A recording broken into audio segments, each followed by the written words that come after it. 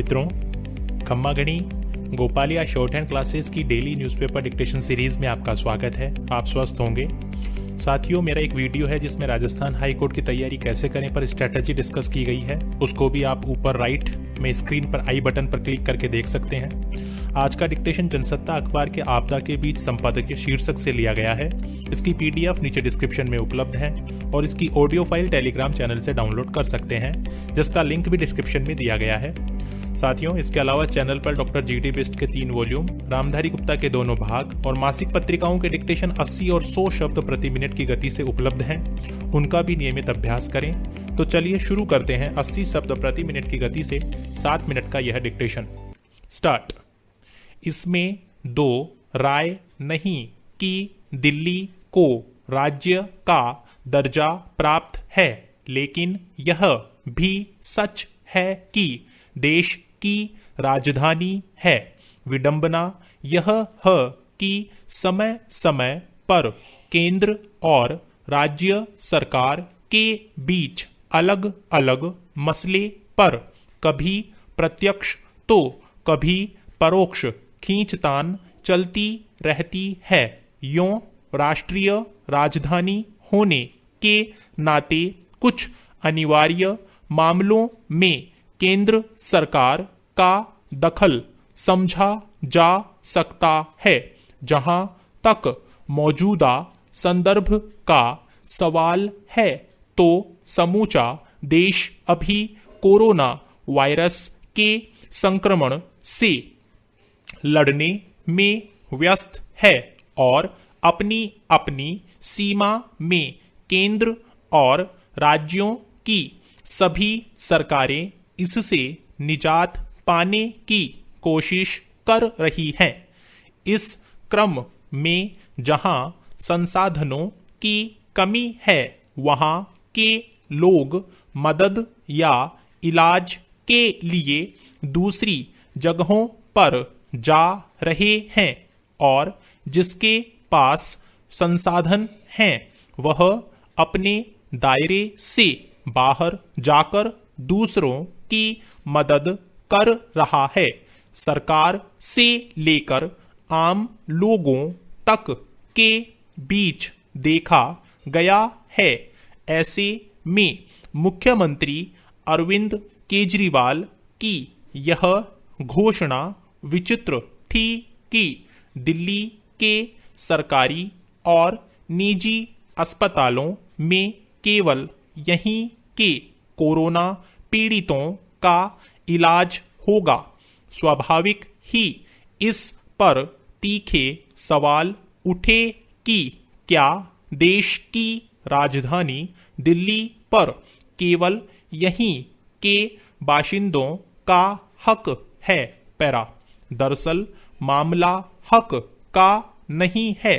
संकट के दौर में किसी पीड़ित का इलाज करने से सिर्फ इसलिए मना कर देना कि वह राज्य का स्थानीय निवासी नहीं है, यह अमानवीय लगता है।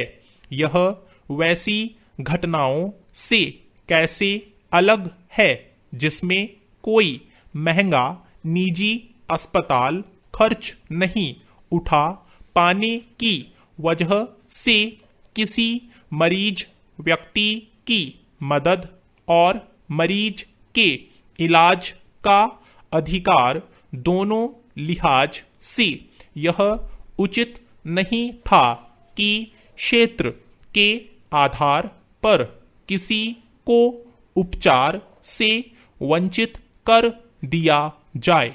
देश की राजधानी होने के नाते यह दिल्ली के लिए असुविधाजनक स्थिति थी। इसलिए स्वाभाविक ही दिल्ली के उपराज्यपाल अनिल बैजल ने अरविंद केजरीवाल सरकार का फैसला पलट दिया और कहा कि दिल्ली सिर्फ कुछ लोगों की नहीं, सबकी है।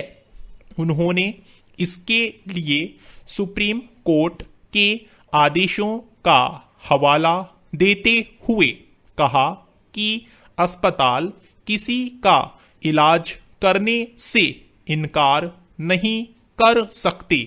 गौरतलब है कि इस संदर्भ में सुप्रीम कोर्ट साफ तौर पर कह चुका है कि सभी को जीने का अधिकार है, इसलिए कोई भी अस्पताल या नर्सिंग होम किसी मरीज से भेदभाव नहीं करेगा। यों भी देश के नागरिक को देश की राजधानी में ही वैश्विक महामारी जैसी आपदा में इलाज से वंचित कैसे किया जा सकता है। पैरा सही है कि दिल्ली में जितने अस्पताल हैं, मरीजों की तादाद में बढ़ोतरी के मद्देनजर उनकी सीमा है और दिल्ली सरकार को राज्य के निवासियों का ख्याल रखना चाहिए। लेकिन सच यह है कि देश के दूसरे इलाकों से लोग इलाज के लिए तभी दिल्ली का रुख करते हैं जब वहां उनके सामने हालात विकट होते हैं या कोई विकल्प नहीं होता है। दिल्ली के उप मुख्यमंत्री ने आशंका जताई है कि जुलाई के अंत तक कोरोना संक्रमण के मामलों की संख्या 5 लाख तक पहुंच सकती है। सवाल है कि अगर यह आशंका सच होती है तो दिल्ली सरकार ने उसके लिए क्या तैयारी की है। तमाम सख्त नियम कायदों के बावजूद आखिर कोरोना संक्रमण के मामले बढ़ते क्यों जा रहे हैं? क्या केवल दिल्ली के लोगों के लिए अस्पताल आरक्षित करके इस समस्या का हल निकाला जा सकता है?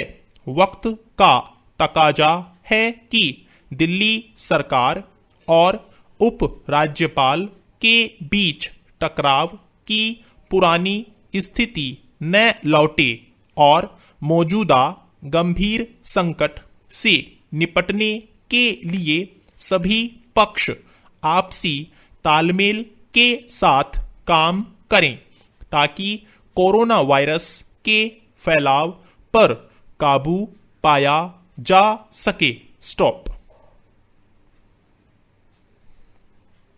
Thank you.